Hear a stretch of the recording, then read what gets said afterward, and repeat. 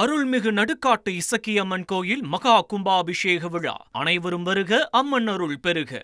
சாதிவாரி கணக்கெடுப்பு மற்றும் தமிழ்த்தாய் வாழ்த்து விவகாரம் குறித்து பேசிய தாவேக சட்டமன்ற உறுப்பினர் முஸ்தபா, சாதிவாரி கணக்கெடுப்பிற்கு முதலில் குரல் கொடுத்தது தமிழக வெற்றிக் கழகம் என தெரிவித்தார்.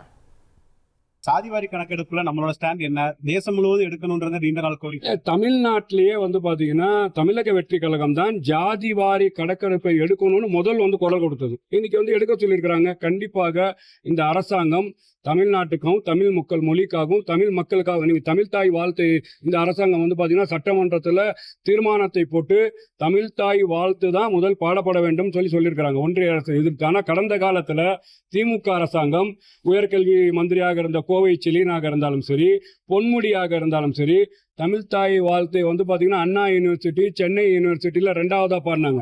தமிழ்நாட்டோட தலைவர் முன்னாள் முதலமைச்சர் கலைஞர் அவர்களோட படம் திறப்பு விழாவுக்கு குடியரசுத் தலைவர் வந்தாங்க. தமிழ்த்தாய் வாழ்த்து எங்க பாடப்பட்டது? 2வதாக பாடப்பட்டது. அப்போ முழுக்க தமிழுக்கும் தமிழ் மொழிக்கும் துரோகம் செஞ்சவங்க திமுக. இன்னைக்கு தமிழ்த்தாய் வாழ்த்தை அரசாங்கத்துல முதல் தான் பாட வேண்டும் என்று மத்திய பாஜக அரசாங்கத்தை முழுமையாக எதிர்த்து நிற்கக்கூடிய அரசாங்கம் தமிழக வெற்றி கழகம் அரசாங்கம் தான் பார்க்கிறோம்.